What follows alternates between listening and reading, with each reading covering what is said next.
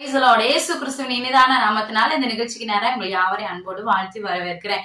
இந்த நாள்லயும் கூட இந்த 2024வது வருடத்துக்குள்ள தேவன் நம்மளை பிரவேசிக்க செய்திருக்கிறார். அந்த கிருபைகளை எண்ணி நான் முதலாவது கர்த்தருக்கு நன்றி செலுத்துகிறேன். இன்றைக்கு நாம் பார்க்க இருக்கிறது என்னன்னு பாத்தீங்க அப்படின்னா, எலியாவை குறித்து நம்ம அநேகர் கேள்விப்பட்டிருப்போம். கிறிஸ்தவர்களே என்றாலே எலியாவை பத்தி தெரியாதவங்க இருக்கவே முடியாது.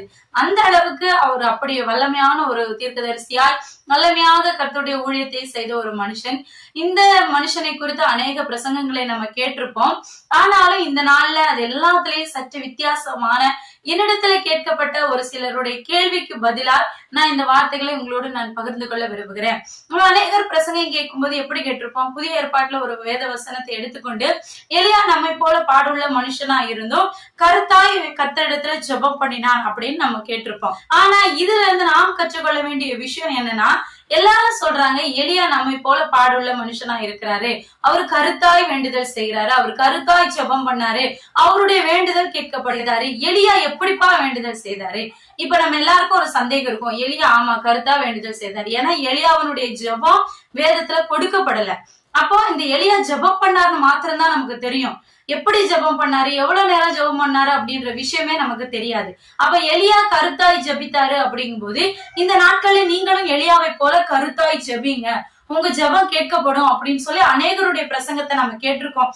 எனக்கு பிரியமானவர்களே, இன்றைக்கு நான் உங்களோடு கூட பேச விரும்புகிறது என்ன அப்படின்னு பாத்தீங்கன்னா, இந்த கருத்தான ஜெபம், எலியாவினுடைய கருத்தான ஜெபம் என்னதுங்க? இந்த எலியாவினுடைய கருத்தான ஜெபம் நான் அதுதான் நான் உங்களுக்கு இந்த நாள்ல கற்றுக் கொடுக்க நான் விரும்புகிறேன். எனக்கு பிரியமானவர்களே, முதலாவது எலியாவினுடைய ஜெபத்துல 3 முக்கியமான காரியங்கள் இருக்குது.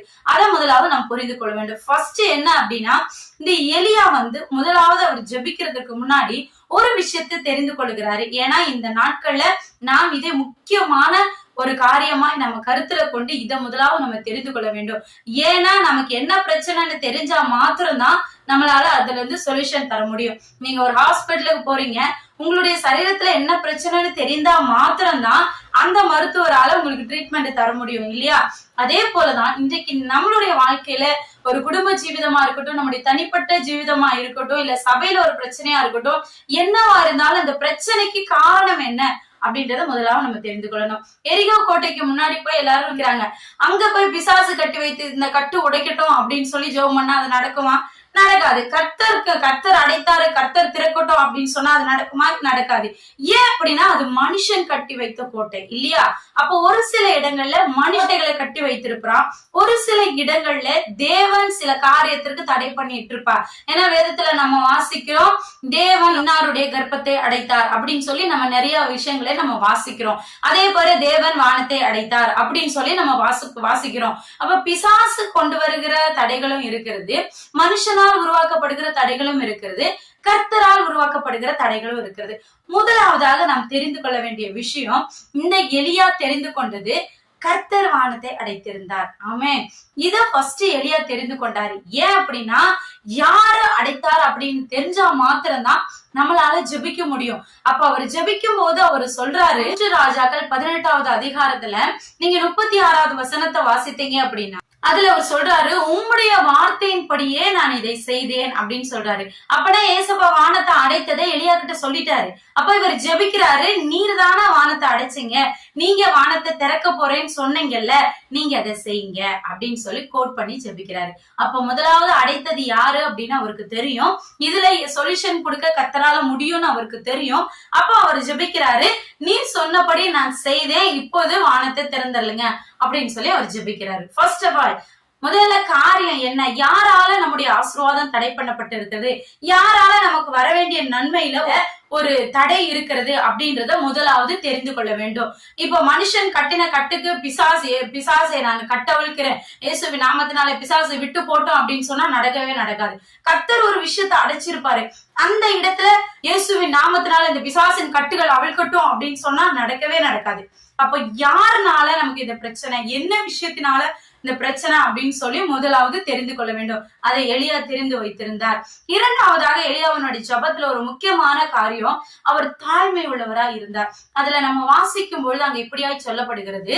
நீங்க இந்த 18வது அதிகாரத்தை நீங்க வாசித்து பார்த்தீங்கன்னா அதுல நம்ம இந்த காரியத்தை குறித்தெல்லாம் நம்ம பார்க்க முடியும். இரண்டாவதாக அவருடைய ஜபம் எப்படி இருக்கு அப்படின்னு பார்த்தோம்னா, அவருடைய முகம் அவருடைய முழங்கால் பட அவர் குனிந்து ஜெபிக்கிறார். சோ அப்ப நம்ம குனிஞ்சு நம்ம முகம் நம்ம முழங்கால இடிச்சாதான் அந்த ஜெபம் கேட்கப்படுமானா அப்படி கிடையாது. இது தாழ்மை. கர்த்தருடைய சமூகத்துல நம்ம தாழ்மையாய் போய் அவரிடத்துல விண்ணப்பம் செய்ய வேண்டும். நான் பெரிய தீர்க்கதரிசி, நான் மணிக்கூர் கணக்குல ஜெபிக்கிறவங்க, நான் உபவாசம் இருக்கிறவங்க, நான் எல்லா நாளும் ஆலயத்துக்கு போகிறவங்க, நான் கர்த்தருக்காக பக்தி வைராக்கியமா நிற்கிறவங்க அப்படின்னு சொல்லி பெருமையோட நம்ம ஜெபிக்காம தாழ்மையோட நம்ம ஜெபித்தோம் அப்படின்னா நம்முடைய ஜெபத்திற்கு நிச்சயமாய் கர்த்தர் பதில் தருவார். இரண்டாவதாக அவருடைய வாழ்க்கையில நம்ம பார்ப்போம்னா மெயினான ரீசன் அவர் தாழ்மை உள்ளவரா இருந்தாரு. கடைசியாக அப்படின்னா அவருடைய ஜெபத்துல ஒரு நோக்கம் இருந்தது. இந்த காரியத்திற்காக தான் நான் ஜெபிக்க போறேன். போயிட்டு அவர் ஜெபிக்கிறாரு. என்ன ஜெபிக்கிறாரு? வானத்துல இருந்து மழை பெய்யணும் என கர்த்தர் சொல்லிட்டார். ஆல்ரெடி அவர் சொல்லிட்டார், நீ போய் ஆகாபுக்கு உன்னை காண்பி, நான் பூமியின் மேல் மழையை வர்ஷிக்க பண்ண போறேன் அப்படின்னு சொல்லிட்டாரு அப்படின்றதுக்காக அவர் அமைதியா இருக்கல. அவர் போய் இருந்து ஜெபிக்கிறாரு. அவர் ஜெபித்து கொண்டே இருக்கிறாரு. வானம் திறக்கப்படணும். வேற எதுக்காகவுமே ஜெபிக்கலைங்க. நீங்க இந்த நாட்கள்ல ஜெபிக்கிற காரியத்துல ஒரு நோக்கத்தோட ஜெபிங்க. உங்களுக்கு வியாதியில இருந்து சுகம் வேணுமா, அதை தவிர நீங்க வேற எதுவுமே கேட்காதீங்க. உங்களுக்கு ஏதாவது குடும்பத்துல பிரச்சனைகள் இருக்குதா, அந்த பிரச்சனையில இருந்து விடுதலை வராம நீங்க ஜம்ப் ஆகி அடுத்த விஷயத்துக்கு நீங்க போகாதீங்க. என்ன காரியம் உங்களுக்கு இப்ப அத்தியாவசியமா இருக்குதோ அந்த காரியத்திற்காக தேவ சமூகத்துல இருந்து நீங்க முதலாவது ஜெபிங்க. அவர் ஜெபிச்சாரு, வானம் திறக்கப்படணும். 7 தரம் தன்னுடைய வேலைக்காரன் அவர் அனுப்புறாரு. வானத்துல இருந்து மேகம் எழும்பியிருக்கான்னு பாரு பாரு பாரு அப்படின்னு சொல்லி அவர் ஒவ்வொரு முறையும் அந்த வேலைக்காரன் வந்து சொல்றாரு, இல்ல இல்ல இல்லன்றாரு. ஆனா இவர் சோர்ந்து போகவே இல்லை. எத்தனை முறை நோ நோ நோன்னு சொல்லி வந்தாலும் இது வர்றதுக்கு வாய்ப்பே இல்லை அப்படின்னு சொல்லி வந்தாலும் ஒன்னே ஒண்ணு மட்டும் நீங்க மைண்ட்ல வச்சுக்கோங்க, இத நான் பெற்றுக்கொண்டுதான் நான் இங்க இருந்து எழுந்திருப்பேன் அப்படின்னு சொல்லி நீங்க விசுவாசத்தோடு அந்த காரியத்தை பிடித்து கொண்டு நீங்க ஜெபிங்க. உங்களுடைய ஜெபத்திற்கு பதில் வரும். அது மாத்திரமல்ல, அந்த சாரிபாத் விதவை வீட்டுல எலியா போய் இருக்கும்போது அந்த பெண்ணுடைய மகன் மரித்து போயிருப்பான். மரித்து போனதுக்கு அப்புறம் வியாதியில மரித்த உடனே அந்த பெண் எலியா கிட்ட கேட்பாங்க, இந்த மாதிரி என்னுடைய மகன் மரித்து போயிட்டான், நீங்க இதுக்காகவா இங்க வந்தீங்க அப்படின்னு கேட்ட உடனே இந்த எலியா என்ன பண்ணுவாரு தெரியுமா, நீ பையனை என்கிட்ட கொண்டு வான்னு சொல்லிட்டு அவர் அந்த வீட்டுல அவனை படுக்க வச்சுட்டு அந்த பையன் மேல 3 பிள்ளையின் மீது விழுந்து அவர் விண்ணப்பம் பண்ணுவார். இது 1 ராஜாக்கள் 17வது அதிகாரத்துல நம்ம வாசிக்க முடியும். அப்ப அவருக்கு ஒரு முறை விழுந்துட்டு அவர் எழுந்திருக்கால அப்படின்னு உடனே இது கர்த்தர் சித்தம் இல்ல போல, அப்ப நம்முடைய ஜெபம் கேட்கப்படல போல அப்படின்னு சொல்லி அவர் போயிருக்கலாம். ஆனா கிடையாது. அவருக்கு எப்ப பதில் வருதோ பதில் வர்றது வரைக்குமே அவர் அந்த காரியத்தை தொடர்ந்து செய்து கொண்டே இருந்தாரு.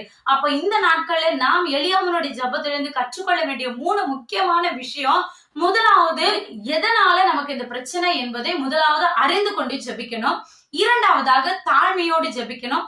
கடைசியாக நம்ம ஜெபிக்கிற ஜெபத்துல ஒரு போக்கஸ் இருக்கணும், ஒரு குறிக்கோள் இருக்கணும். ஜெபத்திற்கான பதில் எனக்கு வேணும், எனக்கு நான் இந்த பதிலை பெறாம நான் இதுல இருந்து எழுந்திருக்க மாட்டேன். எத்தனை தடைகள் வந்தாலும் எத்தனை போராட்டங்கள் வந்தாலும் இந்த காரியம் நடக்கிறதுக்கு வாய்ப்பே இல்லை அப்படிங்கிற ஒரு சூழ்நிலை வந்தாலும் நான் விசுவாசிப்பேன். என்னுடைய போக்கஸ் ஃபுல்லாவுமே நான் அதை பெற்றுக்கிட்டு தான் எழுந்திருப்பேன் அப்படின்னு சொல்லி இந்த எலியாவினுடைய ஜெபத்துல இந்த 3 காரியத்தை நீங்க பிடித்து கொண்டு இந்த நாட்களை ஜெபித்தீங்க அப்படின்னா எலியாவை போல இதுதாங்க கருத்தான ஜெபம். உங்களுடைய ஜெபத்துல ஒரு கருத்து இருக்கும். எல்லாருமே சொல்லிட்டு இருக்காங்க, கருத்தா ஜெபி கருத்தா ஜெபி கருத்தா ஜெபிமே. எனக்கு பிரியமானவர்கள், இதுதான் எலியாவினுடைய கருத்தான ஜெபம். இந்த நாட்களை இந்த எலியாவினுடைய ஜெபத்தை நீங்க ஏறெடுப்பீங்கன்னா நிச்சயமாய் அந்த எலியாவு மூலியமாய் கர்த்தர் செய்த அற்புதத்தை நம்மளை கொண்டு செய்வார், நம்முடைய வாழ்க்கையிலையும் செய்வார். ஆமென். இந்த வார்த்தை உங்களுக்கு பிரயோஜனம் உள்ளதா இருக்கும் நான் விசுவாசிக்கிறேன். கர்த்தர் உங்களை ஆசீர்வதிப்பார். ஆமென். May God bless you.